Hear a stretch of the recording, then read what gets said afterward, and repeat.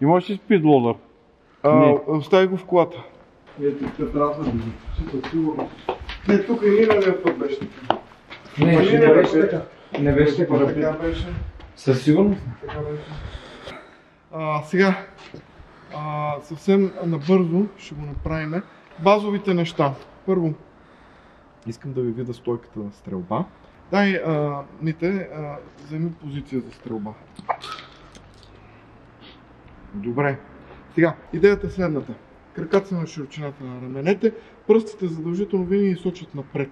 Защо? Защото когато сме настрани, това ни ограничава, ако трябва да се въртиме. Тук случай надясно, аз ограничавам и лявото коляно. Ми го блокира. Нали? Пръстите сочат напред. Защо? Защото по този начин не се ограничавам, ако трябва да се върта. Другото нещо, това, което ми направи впечатление. Свиваш си раменете, като прикладваш и си свиваш раменете. Кажи реплика. Така, сега. Ето вижте как едното рамо отива една идея на назад. Рамото, раменете трябва да сти успоредно. В смисъл равно. Сега, завърти напред репликата. Още напред. Ето така. Ето така. И, сега не ти е удобно, нали? Не. Така. Сега, защо не ти е удобно? Защото прикладът трябва да ти бъде възможно по-към средата на тялото. Защо? Ако го сложиш, ако прикладът ти е тук и това е истинска пушка, какво става? Първо почва да те блъска и те върти. Ето виж, ти залиташ на една страна. Прибери го малко по-към центъра на тялото. Ето сега, дори да те блъска, единствено то ще подмести целия. Разбираш? Да. Така. Една идея леко приклекнал. Ето това е. Ето това е правилната позиция за стрелба. Продължаваме с хвата. Дигни пак репликата. Така, сега, според зависимост от това какво искаме да направим, има два вида хват. Нали, в случая това е хват за прецизен изстрел, за стрелба на далечни разстояния. Защо? Защото помощната ръка ни е опъната, стабилна е. Единствено, аз тук бих заключил една идея на нагоре лакета. И другия вид хват, пусни тук и прихвани. Ето това е. Това е хват, когато сме на близка дистанция, т.е. нали, за CQB. Защо? Защото сме много маневрени. Добре, дай пак обратно дългия хват. Така, защо не го препоръчваме това? То не че не се препоръчва, то абсолютно не е нежелателно. Такъв хват за CQB. Нали, примерно тук да почваш да се промъкваш по този начин. Най-елементарното нещо, когато си заключил този лакет, тази ръка ти е стегната, защото очакваш всеки момент да стреляш. Когато тръгна да... Ето, ти се въртиш целия. Нямаш възможност да реагираш. Докато при близък хват, ето, можеш веднага да реагираш. Така, защо казваме, че хвата при дългоцевното и късоцевното е един и същ? Дай пак хват. Така, добре. Сега, без да мърдаш, само ми пусни репликата. Пусни я, да я махна, дръж си ръцете така.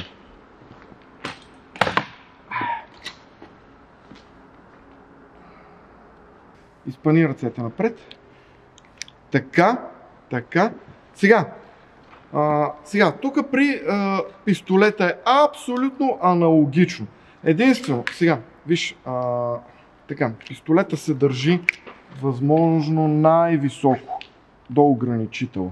Възможно най-високо. Палеца сочи напред. Показалеца от другата ръка сочи напред, от другата страна сочи напред. Тоест, ако махнем пистолета, виж какво се получава.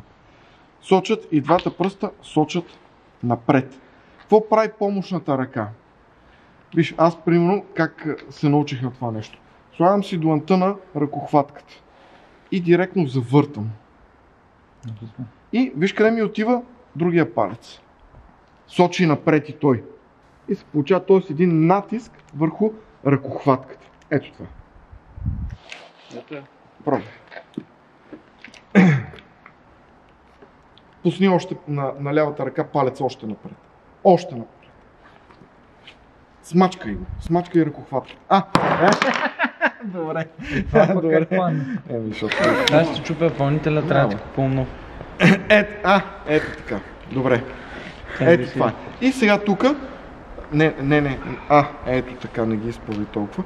И тук, ето тук трябва да има. Усети ли са натиска към ръкохватката? Да. Ето това трябва да ти е позицията за стрелба. С пистолет. И от тук, дай ми, пусни само, не си махай ръцете, само го пусни, така. Айде, слагаме. Ето ти го. Защо казваме, че хвата е абсолютно един и същ, единствената разлика е, нали, силната ръка, тази с която стреляме. Добре, това е относно хвата. Старайш ли си това нещо да го правиш, нали, когато се тренираш, в един момент ще стане супер бързо, супер ще е удобно, няма да ти е некомфортно и ще видиш как ще промени попаденията. То дори сега ми е некомфортно. В смисъл идеално ми е в момента. Добре. Така, другото нещо, нали, вече имаме позицията за стрелба, имаме как държиме репликата, как се движиме. Минавам ги хипернабързо, просто защото, нали, не сте някакви хора, дето от нулата да ви обяснявам. Как се движиме? Аз лично спазвам тъй нареченото правило пета пръсти. Нали? И така го и преподавам. Нали? Според някои, правилото пета пръсти означава, нали, стъпваш първо на петата, след това на пръстите. За мен това означава, петата е пред пръстите. Ето това. Защо?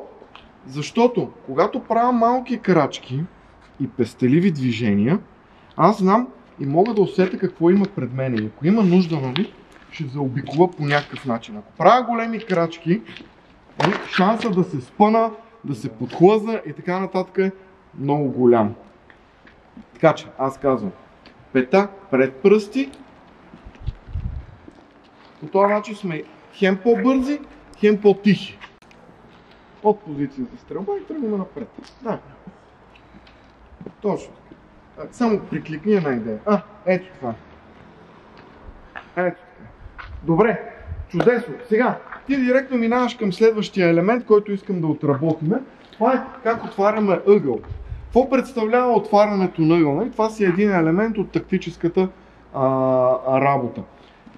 Какво представлява отварянето на ъгъл? Погледа на човек е, нали, права линия. Винаги, айде от тук ще започна, винаги погледа се движи по ръба. По ръба. В момента, в който отворя и изправя нали, тази равнина, аз виждам следващия ръб и погледа започва да ми се движи по следващия ръб. Само че, нали, това би било супер наивно и това, което дават по телевизията, нали? Това е супер тъпо. Защо? Първо, защото моето зрително поле е силно ограничено, а начинът аз да си увелича зрителното поле е елементарен. Аз няма да съм максимално близко, напротив, аз ще съм максимално далече, колкото ми позволява пространството, където се намирам. И продължава по същия начин. Ето сега не знам дали ще се види, ето така. Както мерника, аз затова пуснах фенера, както мерника, така и ръцете са ми точно по ръба на ъгъла. И така мога да се върта. Как се отваря с светлината с едно... Точно така. Ако имате възможност, отваряте още повече. Защо? Защото по този начин си отваряш максимално зрителното поле.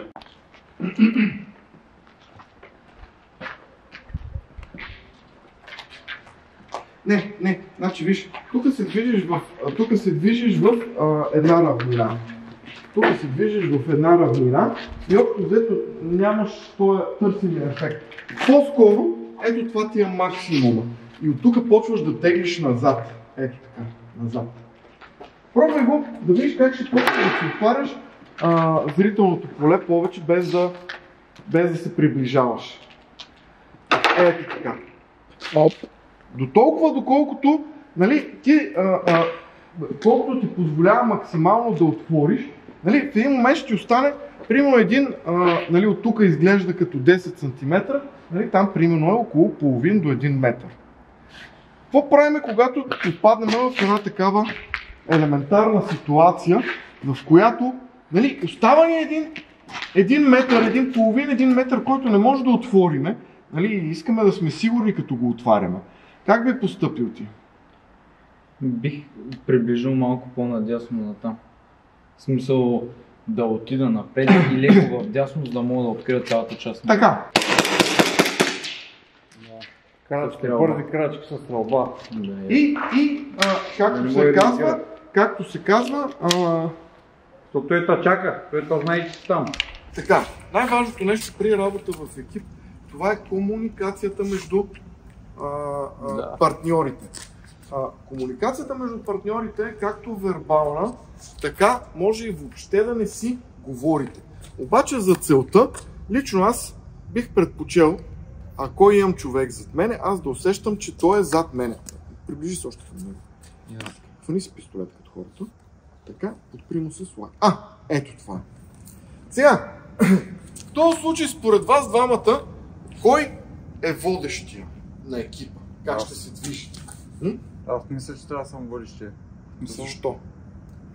Защото го прикривам и му давам команди, смисъл, да знам. Точно така. Защото ти задаваш темпото на придвижване. Да, смисъл. Защото ти задаваш темпото на придвижване. Защото той в момента, в който не ти усеща контакта отзад, той трябва да спре. Да. В момента, в който, нали, ти му дадеш сигнал или съвсем леко го бутнеш, бутни го. Оп, ето и той тръгва. Ето това е. То може да се размине малко. Разбира се. Сега, има нещо друго, да. Има нещо друго. Нали, когато си сигурен в дясната си ръка или в силната ръка, с която работиш, съвсем спокойно мога да го направиш и по този начин. Не съм. Ето така мога да го направиш. Нали, както ти тръгна първоначално. Защо? Защото, ето, аз му се подпирам, той тръгва. В момента, в който имам някакъв проблем, аз го изтеглям на назад. Но, тук е много важно и за това е хубаво всички от екипа да се движат по един и същи начин. Защото ти отзад, ако си придърпваш кръка, защото много често го виждам това нещо, ето това, виж какво се получава. Да.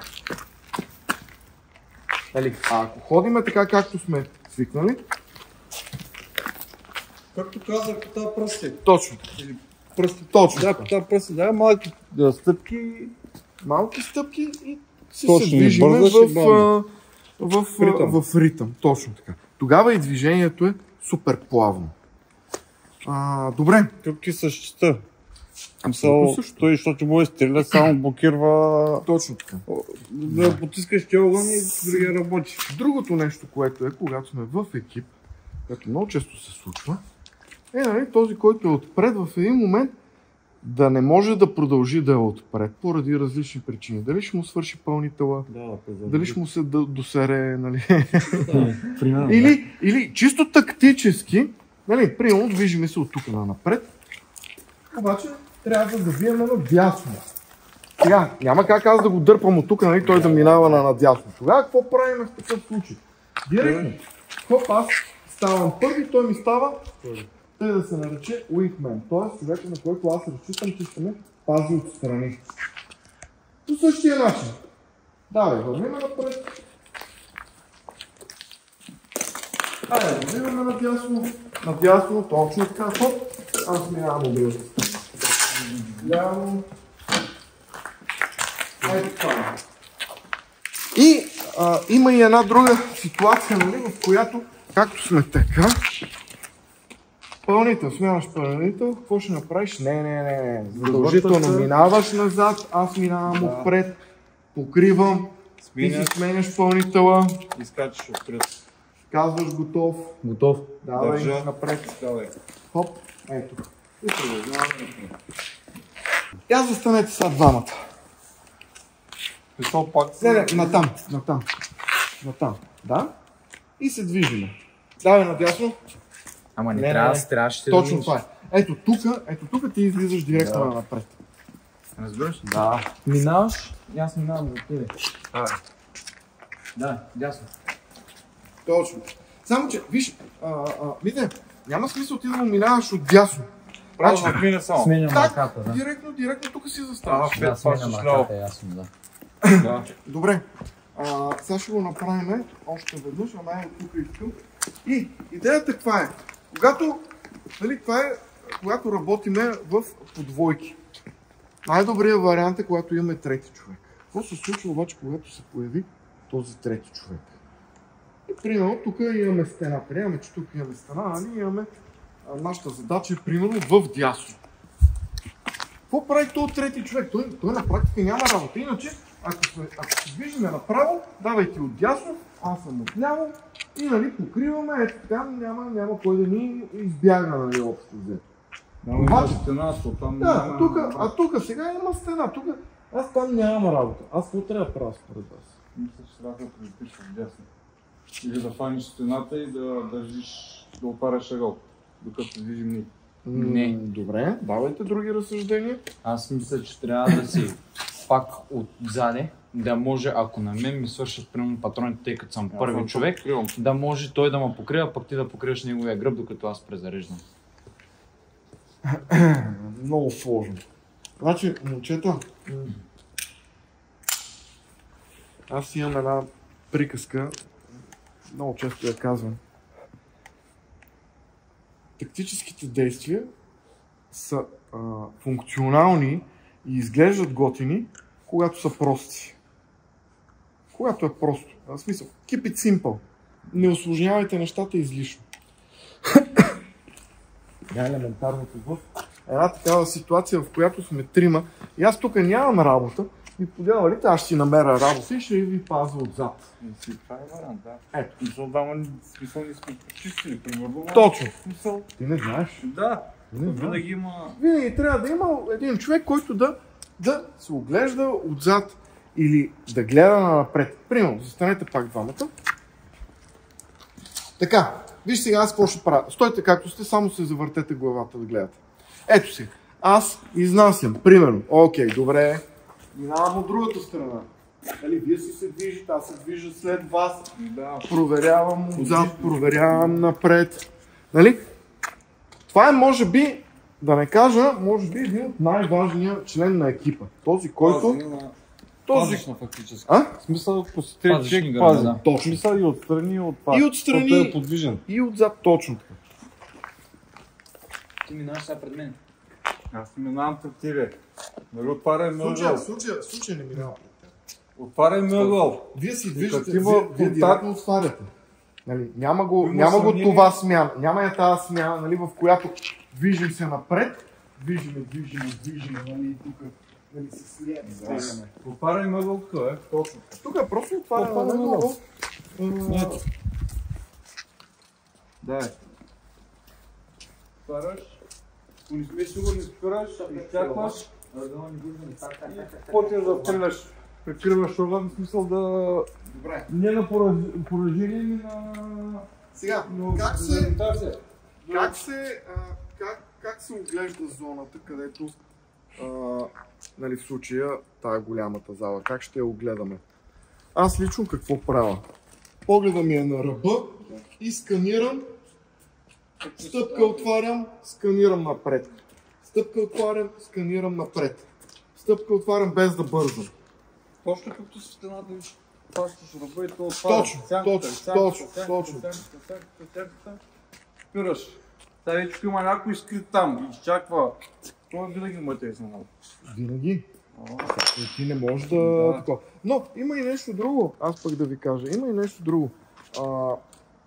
Значи ако трябва да прочиствам... Това е първо. Крачка спираш. И второто нещо, Оглеждаш, винаги си използвайте предимството, ако имате такова. Гранати, димки, фенери. Както ти свърляха гранати и хорна влизат. Да. Защото той се дезориентира. Точно. И с поражение направо влизат. Без, нали, някой път ни гледат. Трябва ли да прочиствате такова територия? Трябва ли да прочиствате стая? Винаги си ползвайте предимство. Фенер, нали, на бърст, на блиц. Граната. И димка да фалиш, той се дезориентира противника. Да. Добре. Айде да го направим обаче да се движите тук по стената. Ето тук по стената по същия начин. По стената плътно ли? Или без значение? Колкото да го обикаляш? Това е долу. Давай поражение. Така, само че в случая ти не трябваше да му седиш отдясно от мен. Да. Защо? Митела. Тук ти е стената, тук няма кой да пазиш. По-скоро го пазиш от тази страна. Аз такова. Така, сега. Обаче има една друга ситуация, в която ето, аз съм тук вече на ръба. Паза напред. Митко отваря и Митко отваря. Като си нищо. Так. И другото нещо. Винаги гонете Прикритие. Движете се от прикритие до прикритие. Защо? Първо, ползваме прикритието, нали? Естествено, за да се прикриеме. Но, има и друго нещо. Това, вие ще видите, нали, докато го правите, когато го правите, това е яко натоварващо. Адреналина яко ти се дига. Нали, ти тук ще гръмнеш. Дан. Ето, виж колко отваряш. Обаче вече си зад прикрити. И сега тук, нали, може две неща да направиш. Нали, или веднага, юруш напред, което е пълна тъпотия. Един пак това види. Или спираш, проверяваш си пълнителя, Гранатка. дишаш малко, Както имаш. сваляш нивото на адреналина и започваш да отваряш. Защо? Защото тук пак има шъгъл. Малко повтеглям се назад и започвам да отварям. И се оглеждам къде ми е следващото прикритие, на къде ще се придвижвам. Разбрам. И в момента, в който, нали, примерно ти си там на ъгъла, в момента, в който аз съм казал, окей, тук е чисто, тръгваме напред, хоп и ти се прилепваш към мен. Да, разбрам. Само, че може да е смисъл да не гледаш, в смисъл да се държиш примерно десния или левия сектор, са разберете примерно. Защото направи двамата да гледат и... Абсолютно безмислено. Абсолютно е безмислено, да. На кръст просто, най-просто чисто и просто кръст. И двамата обхващаме средата, единия гледа лявата, най-крайна лява точка, другия гледа Да, гледаш си ляво и дясно. Добре. Айде следната ситуация. Знаеш, че имаш мишена ето там, на средата. Така. Излизаш от тука, пак сте в двойка. Излизаш от тука, как ще го поразиш? В средата зад това... Той ти е застанал буквално там, къде е шишелията. Какво е? Купичка там, Купичка. Да. Купичка за ти е целта. Да. От Как ще тук. го изчистя? Да. На двойки. Да, двама сте. Да, Ай, как? От стена? Да. Да, и се обижаваме се до ъгъла. След което подавам леко опити, тък стрелям и се прибирам. Така, и тук се получава следната ситуация. Ти се подаваш так и се прибираш. Той се подава так и се прибира. Ти се подаваш так и се прибираш. Да, и става цял ден. И с цял ден е така може да си играете. Да. Сега, нарочно ви го Това е, давам. да. Аз съм ги гледал и в Да. игрите и всеки стои Точно. Сега, на късметка са училище. ами да, Така е. общо взето да. Сега, аз какво бих направил?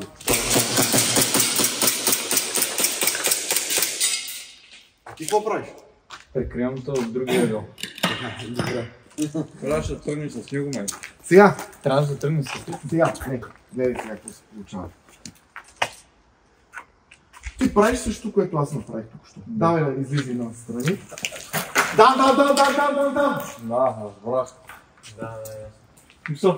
Мисля, ти като го стреляш, той ще е прикрит. А пък той направо влиза без контакти, той не може да...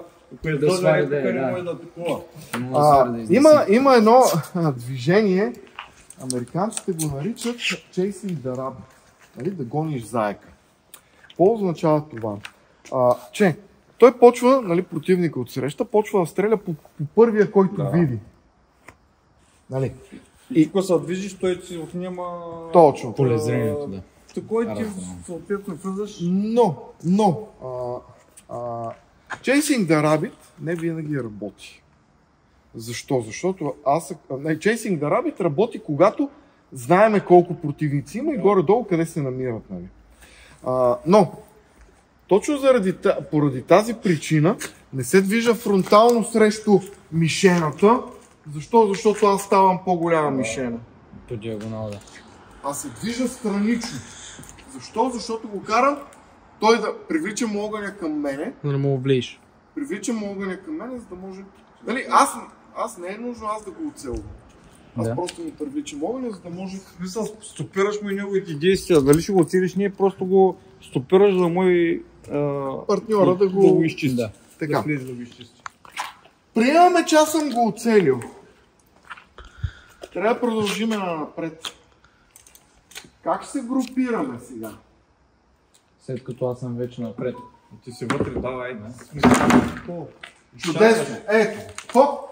И аз се прилепям до тебе и продължаваме. И сега ти секторите. Това нещо, в смисъл, защо питам, нали, как ще се групираме? Защото много често този, който стреля, той се улисва по машината и директно тръгва да преследва. Да.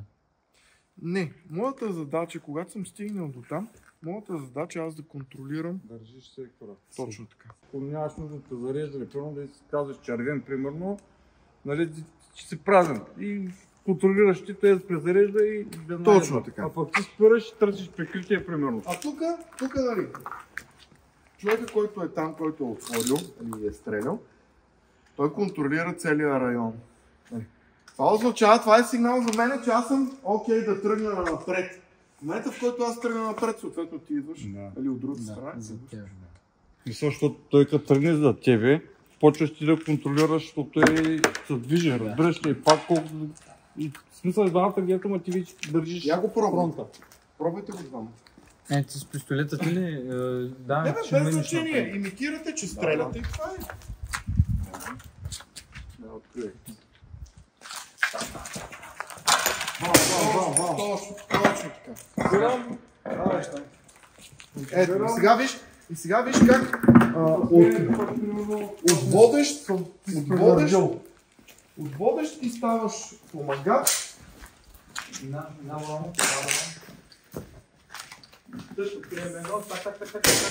Сега, само едно нещо. Значи, само един я отваря. В тази ситуация, само един я отваря. Само един я работи на този ъгъл. Другия къде ще му застане? Направо, нали? Да. Ама зад гърба. Да. Значи, трябва да стане ето по този начин. Аз откривам. Отваряй ти. напред. Аз пазя напред какво се случва. Нали, няма смисъл и двамата да се въртите и да... Няма смисъл Защото това е един сектор, който двамата си гледат с ляв и десен сектор, защото аз това е да гледам той там, той си върши работа, пък там ще изкочи някакви. Аз го казвам, защото много често го виждам това нещо. Нещо Или примерно другото, което много често виждам, дай напред, стой напред. Не, Мита, върни се. Контролирай напред. Така, и ето тук това почва да отваря. Викам. Сега ще го пресече огъня, ще излиза някакви, но това ще се сидим въпрос. Затова този, който отвънка, той си контролира напред и си чистиш там. Ти работиш в дясно. Това е.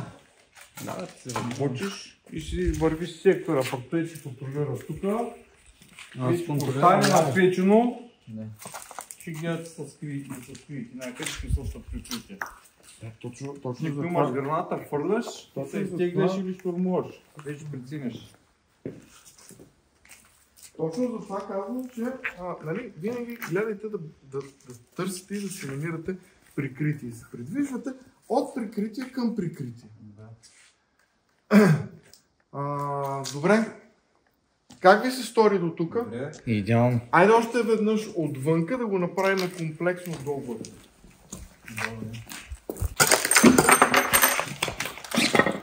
Да. Давам.